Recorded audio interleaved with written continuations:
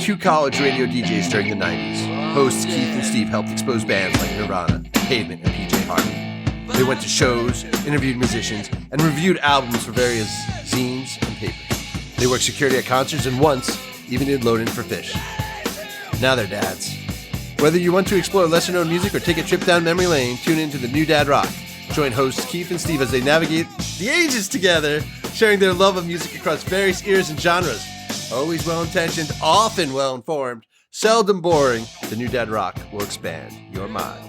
Welcome, dear listeners, to a very special Halloween episode of the new Dad Rock. That's right, folks. Today we're going to delve into the spooky world of Halloween playlists and how to curate the perfect one for your Halloween party. Absolutely, Keith. Making a Halloween playlist is an art form, and it's all about setting the right mood for your gathering. Nice. Before we get there, we got to go to our segments. Hey, what's up with the lizard? Okay, the King Gizzard and the Lizard Wizarders. As we discussed in a recent episode, the Silver Cord, their next album is coming out on October 27th. This is confirmed. Our intelligence pays off. Yeah, we got to pay those little birds, but we keep their beak wet. They give us the information. I have to correct some of the rumored information, though. I think we claimed there was maybe 9 or even 10 songs, but no, what it is, there are 7 songs on this album. And there are 2 versions of the album. One is your regular 7-song, 28-minute record. Mm-hmm. And then they also have a double album. Every song is extended versions. So I looked at the track list. Some of them are well over 10 minutes long. So truly extended versions. And coincidentally, I would describe the sound as a bit like krautrock. So a little nod to our episode 74 that we're following with episode 66. We're way out of order. What gives? Why are we in it? We left 66 so you could do episode 666 as your heavy metal returns, but apparently you don't want to return to heavy metal. We work a little heavy metal in, I think, every week, so I don't think we need to keep it segregated. Like, hasn't metal been segregated enough in this world? Keep it separated. Yeah. Yeah. I mean, just this past weekend before recording was the Power Trip Festival in Coachella in Indio, California, where 6 of the biggest dinosaur heavy metal bands performed. Do you know who they were? Oh, man. I'm going to go with Metallica, Megadeth, Pantera. No, this is way bigger. So it was Metallica and Tool, Judas Priest, Iron Maiden, Guns N' Roses, and AC/DC. That's badass. So truly dinosaurific. 2 bands per day over 3 days. That's what's been in the news. But yeah, keeping heavy metal segregated. All right, well, episode 666, I guess it is then. Route 66. Hey, I was listening to the 3 songs that they released early already, The Gizzard, and they all kind of ended abruptly, or at least maybe I hit forward, or maybe I stopped listening, but they all sounded like they could have been longer, so it kind of makes sense that there's 2 versions and there's a longer version. Did you listen to them in order, or did you listen to them separately? Because they all run into one another. So if you play their tracks 1 through 3 on the album, so they just kind of flow together. That's what happened. If you were listening in order or just listening to one song, the abrupt end is due to that. That's what happened. I think you also mentioned last time there was a yin-yang concept going on with this album. Yeah, so this album and the most previous album, which is their heaviest album to date, and this is floaty electronic music from what I've heard. However, those 2 styles you wouldn't think had anything in common. Each song, 7 songs on this album, 7 songs on the previous album. Song 1 shares the same chords with song 1 on the opposite album. The corresponding song 2, same musical themes, just played on different instruments and, some different time signatures. But it's all in the Gizverse, man. Nice. I'm excited to hear the whole thing, particularly the longer jammed versions. Okay, I'll just get my AI going. Keithbot, can you help? What is Halloween playlist? So, Steve, how do you usually start putting together your Halloween playlist? Well, I usually start planning my Halloween playlist, I don't know, like a month or so in advance. So if a song or artist strikes me as fitting the Halloween vibe, I make sure to add it like wherever I am. You know, because a playlist is never done. A playlist is never done. I agree with you. Yeah. I hate sharing playlists because I change it up and then I delete it. It's not like a cassette tape where you really can't change it up. So I think it's okay that they morph and evolve. Yeah, I've had this one playlist in my car for when I drive to go skiing called Esquiando, and it's probably for like 6 years, and I'm sure there's not one song on it now that was originally on it, or maybe was even on it 2 years ago. So, I mean, that's a major philosophical problem. They talk about that. What's the boat? It's a name of a boat. It's a philosophical problem. And they talk about, is it the same boat? If they change every part of the boat after the whole voyage, well, during the voyage, is it the same boat that left that made it to shore? Ship of Theseus. It's the ship of Theseus. Have you heard of the ship of Theseus?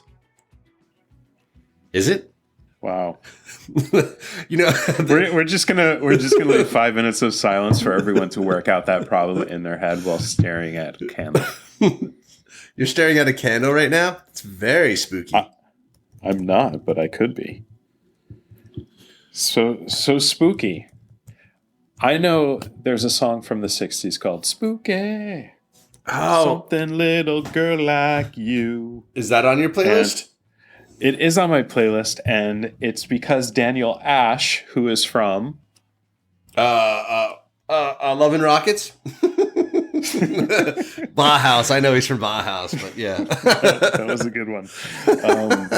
Does a cover that I have on the playlist. So that's always a good one for the Halloween playlist. Whoa. Well, Steve makes really great playlists, and we're going to talk about a new playlist now. Is that true? I think we are. I think this is actually back to your philosophical question. Is it a new playlist or is it the same playlist? Because a lot of components have changed. Is it literally the same named playlist on the same app? I think this was a dupe, as the kids say. A dupe. Okay. And then I changed it. So it's like tracked changes was turned off. Are you making this playlist for a party you're having, or is this just for this episode? Well, that's the question. Do you want a playlist to be very spooky and put you in the mood for Halloween for a month? Or because you know you're going to have a party at the end of the month and you ultimately want to have the coolest playlist, do you just focus on that as an end game? Because to me, there are two different angles there. One, you want the spookiness, the creepiness, that vibe. At the other hand, you still want to have fun and have a good time. Well, yeah, it's interesting because I imagine really spooky Halloween music probably is not that actually good for a party. That's the thing, because, I mean, think about the crazy, spooky, scary stuff. The Halloween music, or Jaws, or The Shining. It's mostly instrumental. Creepy. Yeah. Yeah, it's very instrumental. It's very moody. It tears at your soul. It makes you uncomfortable. It's just unsettling, and it gives you anxiety, and that's not what makes for a fun time at a party, I don't think. Also, a lot of the Halloween songs that are famous are actually kind of silly and funny. Like the Monster Mash.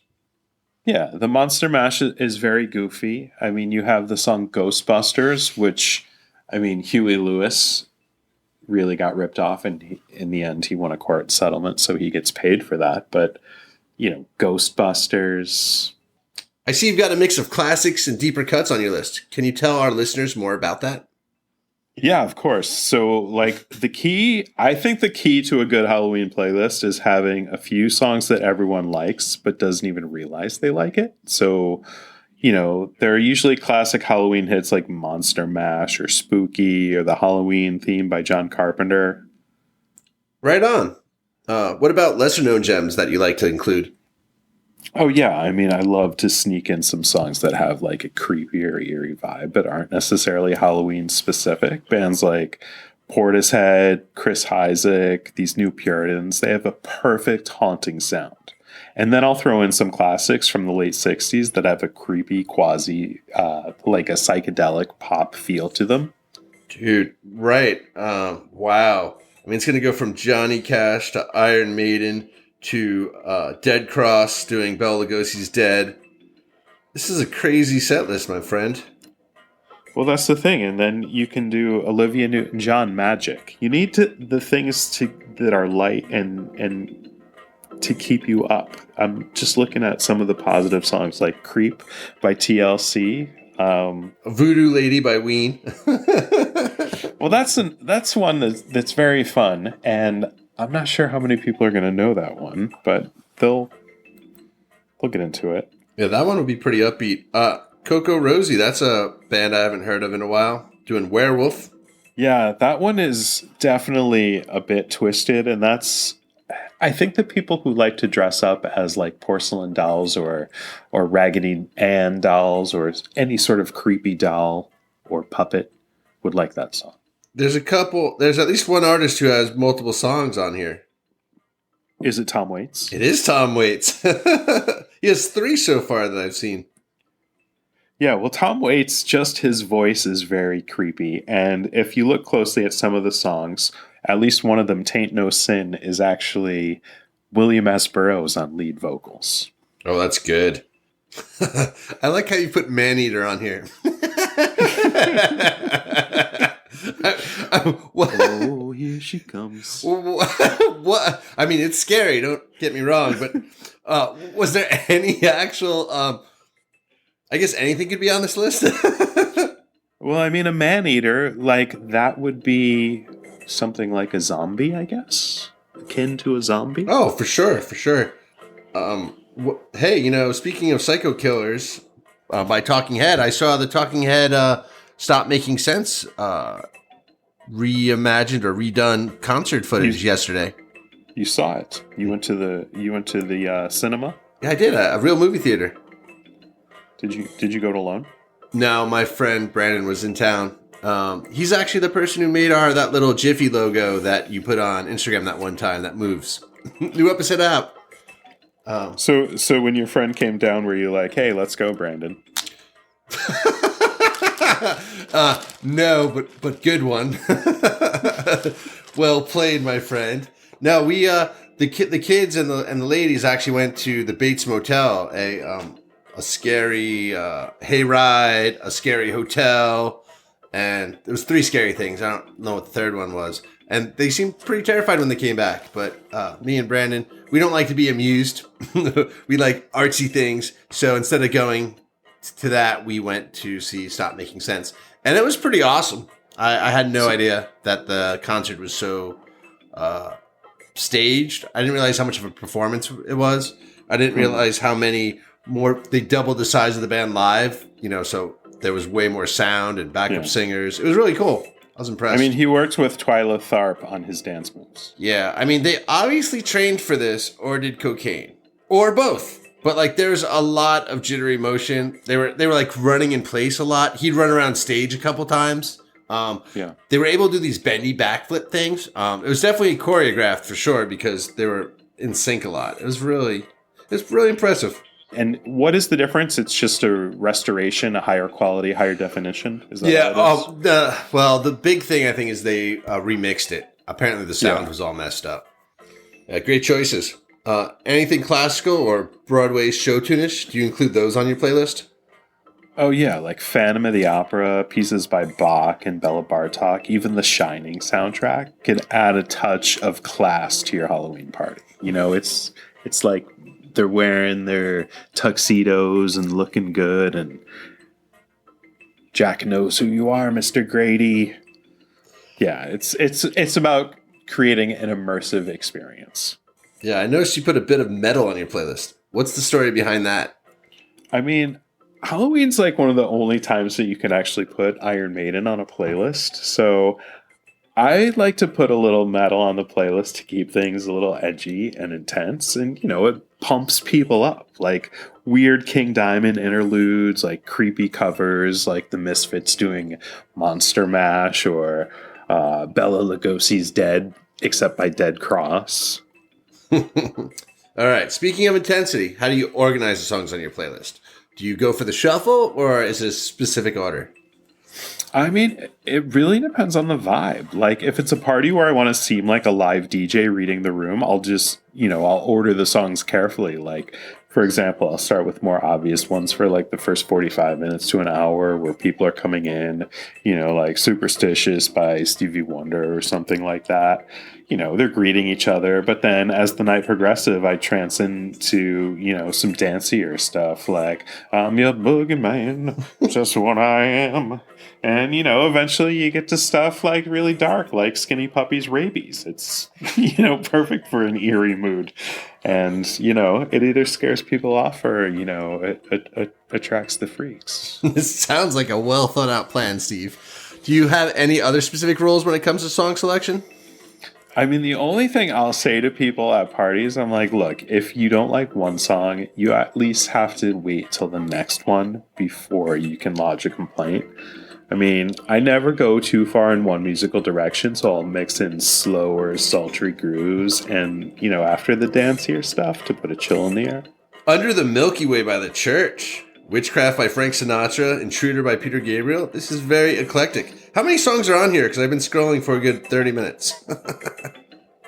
I think there's 8.5 hours of music on there, so it's really an all-day affair. And, Halloween parties, I think, are the time to go late into the night.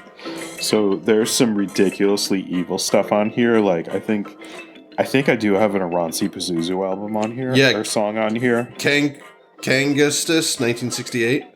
Yeah, that's from their first album, and I swear it's like a horror movie in space, but it's just the nothingness of space that's the evil creature and not like an actual alien. And that goes on for about 6 minutes, and any vocal intonations are in Finnish. So that's cool. That's where I'm probably not going to actually play that at a party, because I think that crosses the line onto the, Steve, now it's really disturbing what you're playing. Oh, so does that mean you're also going to remove Rivers by Skinny Puppy? I think I've actually snuck that through a couple times. And the thing about it is Skinny Puppy they're an industrial dance band. So the beat in the background is actually pretty groovy and you can dance to it. And it's just disturbing clips from movies, like people having a satanic altar or offering at an altar, like, it's got a little groovy beat behind it. Yeah, a lot of these songs are attached to movies, like Pet Sematary by the Ramones. Yeah, I wouldn't want to be buried in one, would you? I live near one. I drove past it. That thing is immense. And it's extra creepy because it's on a hill, I think. Oh, yeah, for sure. And there's gravestones from, it's more than 100 years old. Like, I didn't know they buried pets with gravestones that far long ago. Yeah. It's amazing, and the fact that it's hilly, I think, makes it even shadier, and it's just, I don't know, I've only been by it 3 or 4 times, but it's creepy, man. Yeah, so movies are a great source. I mean, obviously you have Pet Sematary. The big one is The Lost Boys. I think half that soundtrack could be on there. People Are Strange, the title track. Yep. All that good stuff. I mean, you also have the main title from The Shining is on here. Yeah, those strings, Bela Bartok. Yeah, spoiler alert, my Halloween costume this year is related to The Shining, and that's all I'll say. You're the 2 girls. You have a song from the Gremlins on here? Yeah, so the Gremlins it's funny. It's like a cross between, it sounds to me like a cross between the Star Wars band and the Halloween soundtrack. That sounds pretty cool, actually. So it's actually kind of jaunty, if you will. It's upbeat, but also creepily evil, like Gremlins, to be quite honest. Creepily evil. Fair. Yep.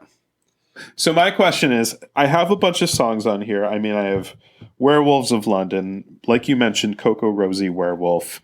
We have a song called Big Bad Wolf. We have Little Red Riding Hood. And then on the flip side, we have Dracula's Wedding by Outkast. We have Dracula by Gorillaz. I think there are several songs with Dracula or the Wolfman in the title of the songs. But inquiring minds want to know, Keith, what is scarier, a vampire or a werewolf? I don't remember my previous answer. I'm going to go, I think werewolves. You think werewolves are scarier? Somewhat. Well, I think it's more that was one of our guests this weekend was a 8-year-old girl, and she was more afraid of werewolves. So I think she got me into being scared of werewolves because it's only, I don't know, man, because they run on all fours. That's kind of freaky, though. I think vampires do that sometimes too, depending on the movie you watch. Well, go. Do you have a window where you are? Can you look outside and see the moon? I can't see the moon from where I am, but I do have a window. Is it a full moon? Well, if it's not a full moon, who cares? Because werewolves are totally incapacitated. You have vampires. Okay, I get that it's only at night, but night comes every day, not the full moon, which is 2 days a month. Okay, so, all right, you've got 25, 26 days a month that you're like, all right, sweet, I'm good. Yeah, the thing about vampires is they seem way more in control, so they choose. They're just like regular serial killers who suck your blood. Whereas a werewolf, seems like it's wild and uncontrollable and, could harm his loved ones or her loved ones. I don't know. I think for a vampire, the bloodlust it's pretty insatiable, the bloodlust they must have. So, yeah, you want to be picky and choosy, but not, if you're hungry, you're hungry. Is a werewolf eating its prey, or is it converting its prey into other werewolves? Yeah, I was never really clear on that, because it's very clear that the vampire needs the blood to sustain itself. Yeah, but sometimes, if you watch an interview with a vampire, you're able to convert, if you don't kill it, you can convert it into a vampire. Well, yes, there's the different levels, but you can't eat or feed off of that. That's true. Werewolves remind me more of the Hulk, where its clothes get ruined and you wake up naked somewhere. Oh, you're talking about being a werewolf or being a vampire. I think still I'd want to be. I think I'd still want to be a vampire. I totally want to be a vampire. I don't want to be a werewolf. Because vampires are scarier. That's why. No, because they they have better clothes. Because they're not ripping them all the time, so they don't have to spend. They can spend the same amount, but it's much nicer clothing because. Well, and also they could have invested in Amazon when it was $6 a share because they're going to be around forever. So they can just build this awesome portfolio of properties. Yeah, fair point. And probably you can make your money in real estate there. So as long as you pick the right place and not totally like Romania. Like a vineyard or something, right? Get some good property. Hey, so for this party you're having, did you invite any vampires or werewolves? For me to know and you to find out. So is this playlist going to work for them? Because not all playlists work for all cohorts. Yeah, well, I thought it was all adults. None of my kids are going to be there, but apparently there might be some younger children. So that's why I want to make it even scarier. So they think back to this night with dread and horror, and it really makes Halloween a scary holiday for them. How long is the party on the invite? I think we might have just had a beginning time. Which is? I don't know, 6:30, 7. That's cool. It gets dark early, Yeah, if you have 8.5 hours of music. People are old. People are old. Well, because you could create 2 or 3 playlists from your massive playlist, and that way you have these songs are the early part when the younger kids might be awake, and then you have the scarier or heavier or more fun stuff later in the evening for the dance party. Yeah, I haven't figured it out. It might just be shuffle. I might trim it down and just go right down the middle, trying to bowl a strike. What would you? Obviously, I'd get rid of the Iransi Pazuzu, and maybe even Heartbreak Hotel by John Cale is a little disturbing. And any Easter eggs that you put this time that you don't ordinarily put? I don't know. I feel like I put a little more goth on this time. I think some I added Typo Negative, and I added Susie and the Banshees, Concrete Blonde, that kind of stuff. You know, in addition to Bauhaus and Daniel Ash and The Cure and Depeche Mode. So I think I went a little more in that area this time. Yep. Anyway, we've gone way over time, and hopefully we'll edit a lot of this out because I feel very low energy. I feel like maybe a vampire's been sucking on my neck. That or your freezer broke right before you started recording. Oh no, the blood will thaw. We must get a new sauce.